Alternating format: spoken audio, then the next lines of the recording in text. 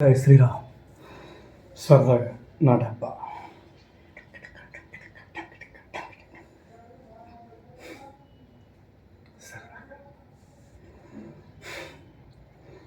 చిన్నప్పుడు ఫ్రెండ్స్తో రన్నింగ్కి వెళ్ళేవాడిని, వేరే ఎక్సర్సైజ్ కూడా వెళ్ళేవాడిని. అయితే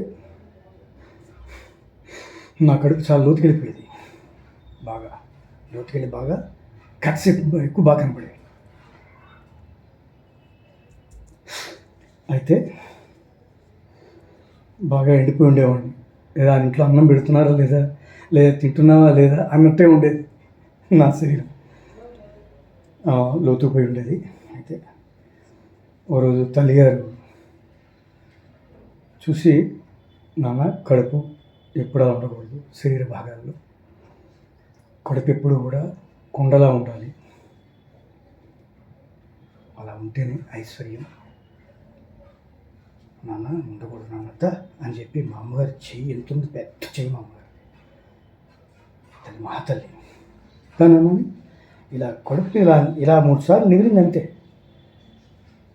మహాతల్లి ఏం చేసిందో కానీ అప్పటి కడుపు పెరిగిపోయింది, ఏంటి తెలియదు. దట్ ఈస్ తల్లి హస్తవాసు. ఈ సందర్భంలో చెప్పడానికి తల్లి తండ్రులు వాళ్ళు ఎన్నన్నా సరే మనకు ఆశీస్సులేదు. హరే కృష్ణ.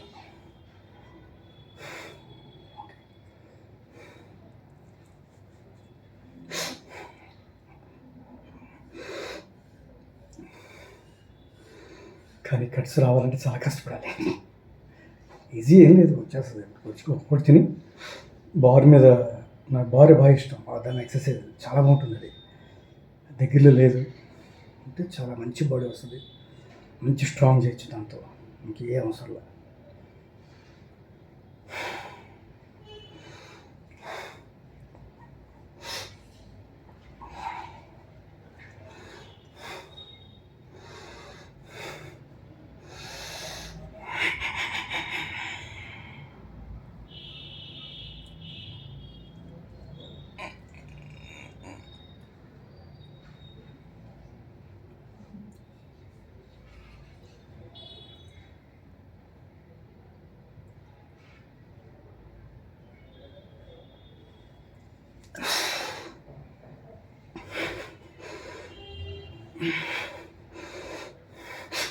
మనకి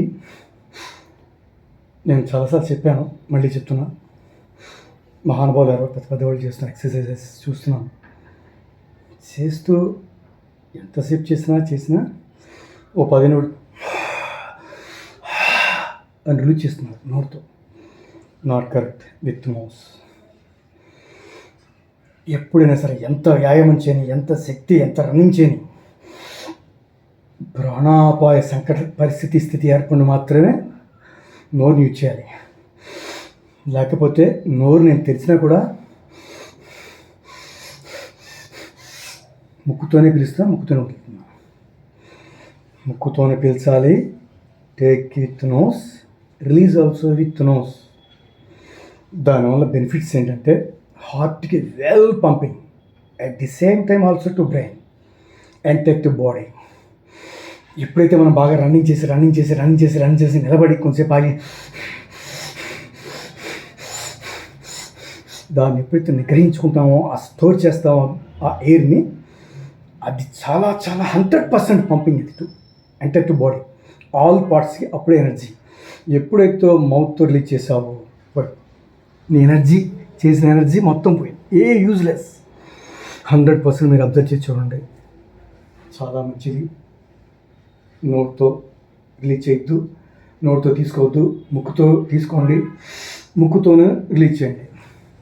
దానివల్ల మంచి బెనిఫిట్స్ ఉంటాయి, మీరు ట్రై చేసి చూడండి.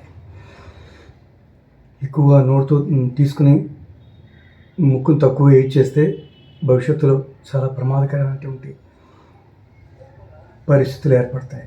శాశ్వతంగా బెడ్ మీద ఉండాల్సి వస్తుంది. 100% చెప్తున్నా.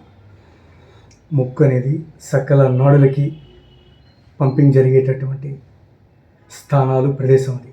ఉదాహరణకు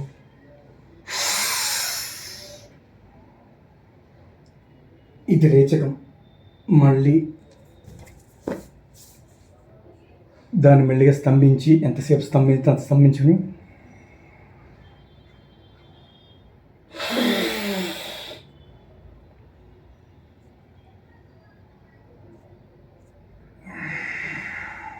ఇలా ఇలా పీల్చి ఇలా వదులుకుంటూ పీల్చి వదులుకుంటూ పీల్చి వదులుకుంటూ శ్రీకారంలో చేసుకుంటూ ఉంటే చాలా మంచిది. ఎందుకు ముక్కుతూనే చేయమంటున్నారు? ప్రాణాయామం చాలు.